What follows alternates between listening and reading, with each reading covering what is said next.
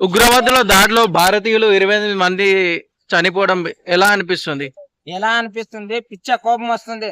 అరే తీవ్రవాదుల నా కొడుకులారా, దమ్ముంటే దమ్ము ధైర్యం ఉంటే ఫేస్ టు ఫేస్ రారి బే.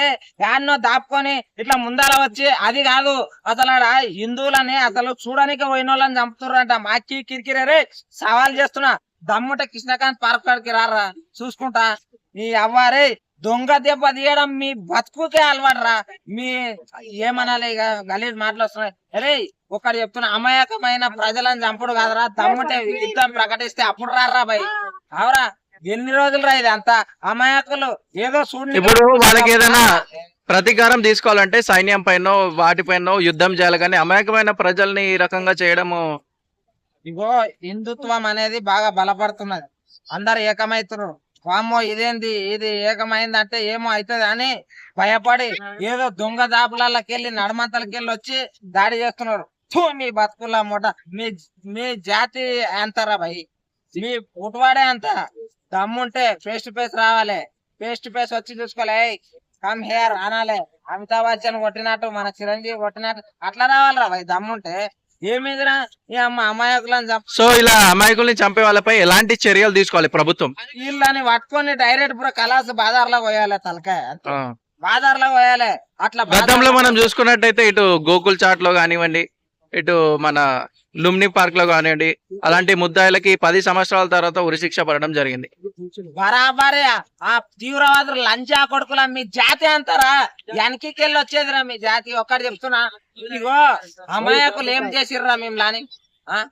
అమాయకులు ఏదో చూడనిక పోయిన వాళ్ళని అరే మీరు అసలు క్యాస్ట్ అవి ఇవి అడగకుండా డైరెక్ట్ హిందువులు అని అంటే లేపేస్తున్నారు.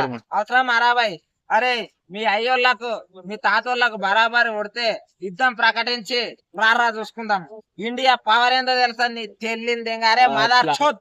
అరే నీ అవ్వ ఎన్ని రోజులు రా బాయ్ ఇట్లా దొంగ దాపుల మీద ఫేస్ టు ఫేస్ ఉండాలి. ఏదైనా మళ్ళొకసారి ఇట్లా అమాయకుల మీద దాడి చేస్తే డైరెక్ట్ పెద్ద బాంబు తీసుకొని పోయి మీ దేశం మీద వేయాల్సి వస్తుంది. నాకే గిరిగిరి కొడుకుల ఏమనుకున్నారంట, ఈడ ఏమన్నా ఇట్లా గిరికలు చెప్తున్నాం అనుకున్నా. హిందువుల మీద తగ్గేదే లేదు. అందరం ఒకటైనాం అనుకో, పీసులు కూడా మిగిలాయి. అయితే మోడీ ప్రభుత్వం ఎలాంటి చర్యలు తీసుకుంటే బాగుంటుంది?